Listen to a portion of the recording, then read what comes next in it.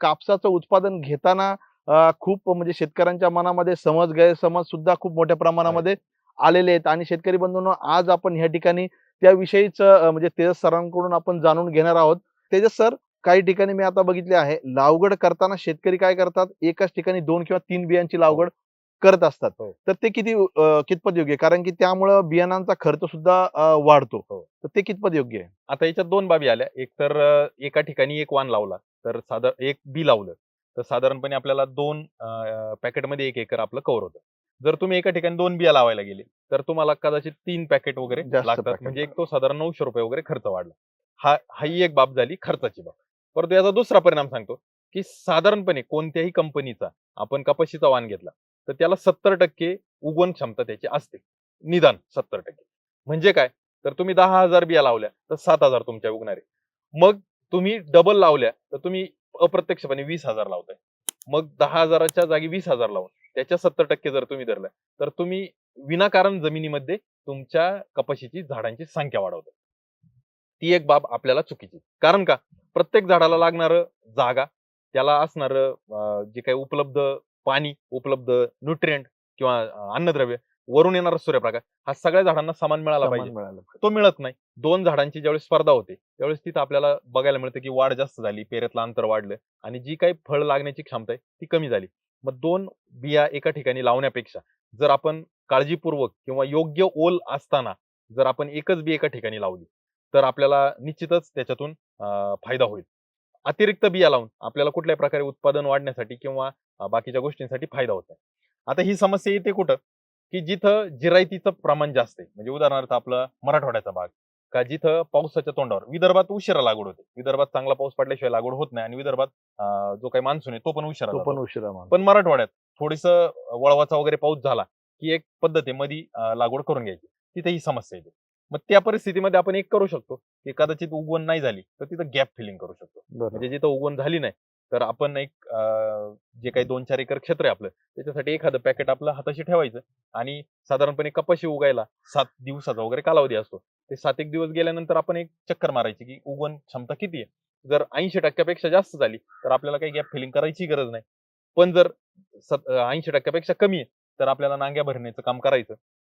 जिथं डबल कपाशीचं झाड आलंय उगून, ते आपण पुनर्लागवड करू शकतो किंवा नवीन बी तिथं जाऊन टोभू शकतो. जे 5-7 दिवस थोडं उशिरा येईल, परंतु आपल्या जी एकरी झाडांची संख्या आहे, ती ती आपल्याला आपण व्यवस्थित राहील. आणि तर मग असं नियोजन आपण करू मग शकतो. आता याच्यामध्ये हं. काही जमिनीच्या प्रकारानुसार सुद्धा आपण हा निर्णय काही घेऊ शकतो का? हलकी जमीन, भारी जमीन? हो, जमिनीच्या प्रकारा म्हणण्यापेक्षा त्या परिस्थितीमध्ये जे काही आपण ओल हां. जमिनीची म्हणजे हां, तेच. पडलेल्या पाण्यात हं, पाऊस, हं. तर मग तिथं जर तुमची काळी जमीन आहे, तर निश्चितच तुमची ओल टिकलेली असेल. टिकलेलं असणार. जर मध्यम जमीन आहे, तर ती ओल थोडीशी खाली गेलेली असेल, तर मग आपण कपाशी साधारण 1 इंचाच्या थरापर्यंत, 1-1.5 इंचापर्यंत आपण खाली लावतो. मग त्या 1.5 इंचाच्या खाली आपली ओल गेलेली नाही पाहिजे. मग आपल्याला ते चेक करायचं. त्या 1 इंचाच्या आसपास जर ओल असेल वरच्या, तर निश्चित आपण बिनधास्त लावू शकता आणि आपल्याला उगवण पण तिथं होणार आहे. मग काळी जमीनमध्ये ओल टिकेल, मध्यम जमीनमध्ये मीडियम टिकेल, परंतु हलकी हलकी जमीन जमीन. असेल तर ओल नाही टिकणार. त्या परिस्थितीत तुम्हाला तिथं पाणी देण्याची गरज आहे किंवा तिथं पावसाचं जर योग्य पाऊस पडतोय किंवा पावसाचा कालावधी चालू आहे, अशाच परिस्थितीत आपल्याला ही लागवड करणं संयुक्तिक राहील. निश्चितच. ते सर मग आता म्हणजे जे काही जिरायत कापूस आपण पूर्वीपासून बघत आलो. हो, परंतु आता बागायती कापूस सुद्धा भरपूर प्रमाणात खूप वाढतं. मोठ्या हो, प्रमाणामध्ये शेतकरी घेत असतात. आणि मग बागायती कापूस घेताना लागवडीची पद्धत, जी आता पट्टा पद्धत सुद्धा आलेली आहे. बरेचसे शेतकरी हो. करतात. तर ती कितपत योग्य आणि त्याचा उत्पादनावर काही परिणाम होतो का? आता पट्टा पद्धतीची गरज का पडली तर ठिबकवर नियोजन करायची शेतकरी काही करायला लागले आणि त्यांना खूप चांगला त्याचा फायदा झाला. कारण का ठिबकवर लागवड केल्यामुळे पाणी मुळांच्या कक्षेमध्ये जाते. जेव्हा आवश्यकता आहे तेव्हा पाणी देऊ शकतो. पावसाने जर उघडीप दिली जास्त कालावधीसाठी तर पाणी देऊ शकतो. ठिबकमुळे पाणी कमी लागतं. तो एक त्यांना फायदा त्यांना झाला फायदा होतो. आणि बरोबर. सगळ्यात महत्त्वाचा जो फायदा आहे तर तो असा, की ज्यावेळेस तुम्ही फ्लड पाणी करताना सगळ्या क्षेत्रामध्ये पाणी भरता, त्यावेळेस तुम्हाला तिथं गवत वाढण्याची किंवा शक्यता तण असते. वाढण्याची बरोबर. शक्यता वाढते. जे ठिबकमुळे ते टाळता येतं.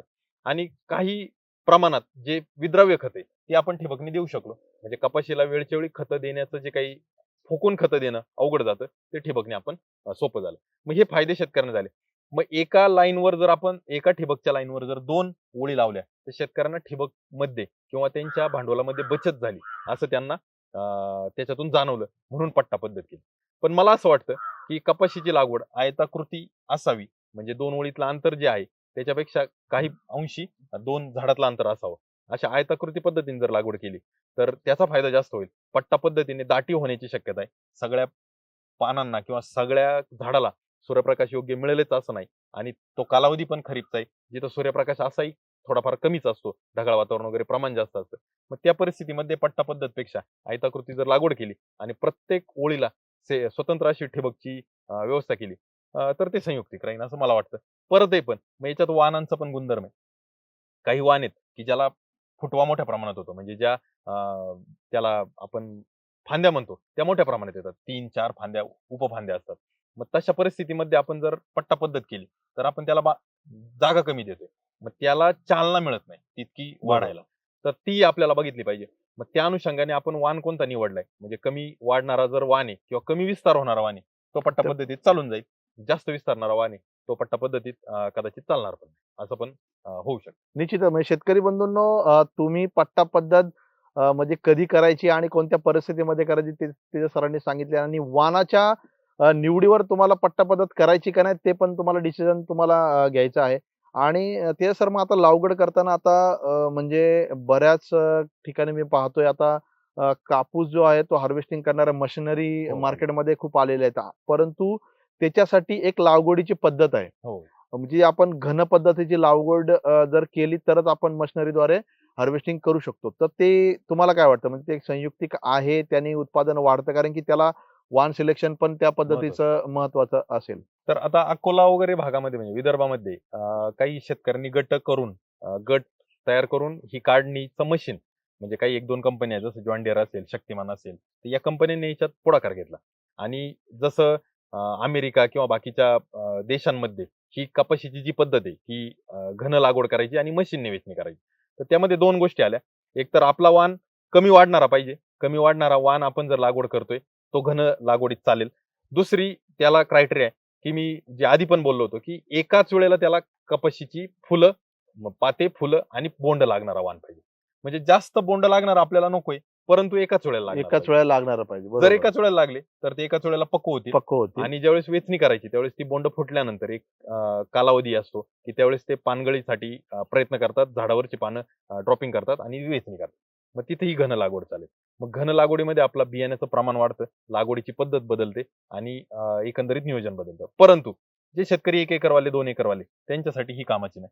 कदाचित त्यांच्याकडे ते काढणीचं मशीन येईलच याची शाश्वती नाही. पण जे शेतकरी 5-10 एकर, 15 एकर, 20 एकरवर करतात, त्यांनी निश्चितच या गोष्टीचा विचार केला पाहिजे. एकाच ठिकाणी जितकं मोठं क्षेत्र आहे, तर तिथं घन लागवड करून आपण जर मशीनने उत्पादक म्हणजे काढणी केली, तर कमी कालावधीत आपला कपाशी येईल, मजुरी कमी लागेल. आजच्या परिस्थितीमध्ये कपाशीचा सगळ्यात जास्त खर्च हा काढणीवर व्हायला लागला.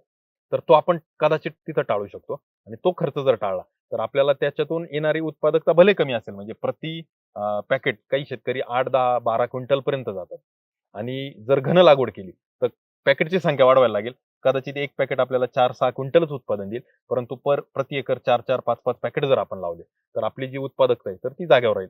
आणि त्यातून आपला जो खर्च आहे, तो आपण टाळू शकतो. परंतु आपल्याजवळ ते मशीन उपलब्ध आहे का? तर आपण तो निर्णय घ्यायचा. आणि खास करून विदर्भामध्ये ते उपलब्ध आहे. मराठवाड्यात तर अजून तरी मला काही वाटत नाही ते आहे. आहे. बरोबर आहे. आणि असल्यास कदाचित शेतकरी सांगतील पण आपल्याला कमेंटच्या माध्यमातून, की आहे आमच्याकडे असं उपलब्ध, किंवा आपण प्रयोग केला आणि त्याचा फायदा झालाय. जे इतरही शेतकऱ्यांना त्याच्यातून काही माहिती मिळू शकते. निश्चितच म्हणजे शेतकरी बंधूंनो, तुमच्या एरियामध्ये म्हणजे अशा प्रकारचं मशीन उपलब्ध आहे की नाही ते कमेंटच्या माध्यमातून आम्हाला कळवा. आणि तुम्ही घन पद्धतीने लागवड आणि आता जसं आपण याच्यापूर्वी पट्टा पद्धत जी आहे, त्या पद्धतीने लागवड करता किंवा आपण रेग्युलर पद्धतीने तुम्ही लागवड करता ते आम्हाला कमेंटच्या माध्यमातून सांगा. ते सर आता म्हणजे आपण बघितलं की पट्टा पद्धत असेल हो. किंवा एक घन पद्धत असेल, ते धूळ पेरणी सुद्धा म्हणजे प्रचलित आहे. प्रचलित आहे. बऱ्यापैकी शेतकरी धूळ पेरणी सुद्धा करतात. हो. मग त्याचे फायदे किंवा तोटे काय आहेत का त्या धूळ पेरणीचे? आता परत एकदा खानदेशमध्ये ज्यावेळेस पाऊस होण्यापूर्वी कपाशीची लागवड मोठ्या प्रमाणात होते. शाश्वत त्यांच्याकडे पाणी आहे. सेक्युरेट इरिगेशन असल्यामुळे त्यांना माहिती आहे की सुरुवातीचे 2-3 पाणी आपल्याला द्यायचे आणि त्यानंतर पावसाच्या पाण्यावर कापूस चालणार. ही खानदेशची पद्धत. मराठवाड्यामध्ये आलं तर पावसाचा एक अंदाज घेऊन हवामान खात्याने दिलेला अंदाज आणि त्या अंदाजानुसार त्यांना पेरणी करायची. पेरणी. आता धूळ पेरणी करण्याची गरज काय आहे? तर सगळ्यात महत्वाचं म्हणजे धूळ पेरणी चुकीची की बरोबर याच्यापेक्षा त्याची गरज शेतकऱ्यांना काय? काय तर 20-25 एकर क्षेत्र आहे आणि पाऊस पडायची वाट पाहायची. पाऊस पडला की आपण म्हणतो 1 इंच 2 इंचाचा ओलीचा थर वरतून ओल आली की आपल्याला पेरणी करायची. पेरणी करा. मग एवढं 15-20 एकरवर ते शक्य आहे का? 1 दिवसात, 2 दिवसात किंवा 4 दिवसात? तर ते शक्यच नाही. मग ते शेतकरी काय करतात? त्यांना माहिती की आपली जमीन जिथं भारी आहे, चांगली जमीन आहे, जिथं ओल चांगली टिकते, तिथली पेरणी पाऊस येईल या आशेने त्याच्यात 4 दिवस, 8 दिवस आधी करतात. हवामान खात्याचा एक अंदाज घेऊन किंवा त्यांचं एक स्वतःचं प्रेडिक्शन असतं, स्वतःचा एक अनुमान असतो. त्या अनुमानाने ती पेरणी करतात. मग त्या पेरणीला धूळ पेरणी म्हणतात. म्हणजे कुठलाही एक थेंब जमिनीत ओल नसताना ती पेरणी करून ठेवायची आणि अपेक्षा ठेवायची की 3ऱ्या, 4थ्या, 5व्या दिवसापर्यंत पाऊस चांगल्या मोठ्या प्रमाणात होईल आणि आपली कपाशी उगवून येईल चालू आहे. कारण क्षेत्र मोठे आहे, शक्यच नाही त्यांना की पाऊस पडल्यानंतर करणं. परंतु आता याचा दुष्परिणाम काय? तर धूळ पेरणी केल्यामुळे कदाचित असं होतं, एकरी 2-2.5 पॅकेट जर शेतकऱ्यांनी टाकले, तर एक साधारण 2-2.5 हजार रुपये त्याचा खर्च तो होतो. वाऱ्यावर आहे. बरोबर. मग त्याची शाश्वतीच नाही कुठली. जर पाऊस वेळेत पडला तर तर ठीक. ते ठीक आहे. दुसरी एक समस्या, पाऊस भले वेळेत नाही पडू, परंतु पहिला पाऊस पडल्यानंतर दुसरा पण त्याच्या पाठोपाठ पडला. लगेच पडला पाहिजे. कारण पिकाला काय असतं, पेरणी केल्यानंतर पाणी देतो आपण आणि त्याला शेतकरी म्हणतात आंबवणी देणे, चिंबवणी देणे, म्हणजे दुसरं तिसरं पाणी हे सलग लागतं. बियाण्याची चांगली उगवण क्षमता होण्यासाठी जी आर्द्रता आहे जमिनीची ती आपल्याला टिकवायची, ओल टिकवायची आणि ती साधारणपणे 7-8 दिवस टिकवायची. मग एका पावसाने आपल्या जमिनीची ओल टिकणार आहे का? तर बिलकुल नाही. मग त्यासाठी आपल्याला 2-3 पाऊस सलग होणं गरजेचं आहे. मग धूळ पेरणी केली आणि जर हे 2-3 पाऊस सलग झाले, कमीत कमी 2 जरी झाले, तरी आपल्याला यश येईल. परंतु जर नाही झाले, तर तिथं आपण फेल जाऊ शकतो. मग एका बाजूला धूळ पेरणीची गरज पण आहे आणि एका बाजूला धूळ पेरणी केल्यामुळे ह्या पण बाबी परिणाम आहेत. म्हणजे परंतु पण आहे. या दोन्हींचा समतोल साधण्यासाठी मराठवाड्याच्या शेतकऱ्याला धूळ पेरणी ही खूप गरजेची आहे किंवा ही त्याच्यासाठी काय म्हणतो ना आपण, त्याला दुसरा पर्याय नाही. मग त्यातही धूळ पेरणी करण्यापेक्षा दुसरं आपण असं करू शकतो की काही कपाशीचं क्षेत्र आहे, तर याला अजून काही पर्यायी पीक आपण घेऊ शकतो का? जे थोडा पाऊस पडल्यानंतर आपण नियोजन करू. तर त्याचाही विचार केला पाहिजे आणि त्यातून आपण अशी जी काही रिस्क आहे किंवा जर तुम्ही पाहिलं तर महाराष्ट्राचं असणारं क्षेत्र, मगाशी आपण जे बोललो की सगळ्यात मोठं क्षेत्र महाराष्ट्रात आहे. महाराष्ट्राची उत्पादकता सगळ्यात कमी आणि महाराष्ट्रामध्ये पॅकेट विक्रीची संख्या सगळ्यात जास्त. जास्त आहे. मग ती पॅकेट विक्री होती कुठं? होती कुठे? कपाशीचे एवढे पॅकेट जातात कुठं? तर ते धूळ पेरणीमुळे कदाचित 15-20% जे काही विक्री होते, म्हणजे काही ती एखादा extra करोड पॅकेट विकले जातात, तर त्यातले 15-20% पॅकेट ह्या धूळ पेरणीतच पेरणीमुळं. वाया जातात. शेतकऱ्यांना दुबार पेरणी करावी लागते किंवा कपाशी सोडून दुसरं पीक निवडायला लागतं. तर मग मला असं वाटतं की आज पावसाचा अनुमान कुठल्याही पद्धतीने बरोबर कधी येत नाही. बऱ्यापैकी त्याच्यात तफावत राहते आणि पाऊस पण वेळेवर पहिल्यासारखा जो मान्सून आहे की जूनचा पहिला आठवडा याच्यामध्ये आपल्या कोकणामध्ये, जूनच्या दुसऱ्या आठवड्यात पश्चिम महाराष्ट्रात आणि जूनच्या 3ऱ्या आठवड्यात मराठवाड्यात, हे पहिल्यासारखं राहिलेलं नाही. तर आपण जर ते टाळू शकलो पद्धत, तर निश्चितच आपण त्याच्यातून फायद्यात राहू. शेतकरी बंधूंनो, तेजस सरांनी अगदी वेगवेगळ्या पद्धतीच्या ज्या काही लागवडीच्या पद्धती असतील, ती कोणत्या परिस्थितीमध्ये आपल्याला ती लागवड करणं गरजेचं आहे ते या ठिकाणी समजून सांगितलं. आणि शेतकरी बंधूंनो, तुम्ही देखील तुमच्या एरियाच्या परिस्थितीनुसार तुम्हाला कोणती लागवडीची पद्धत योग्य आहे हे तुम्ही तुमचं ठरवायचं आहे.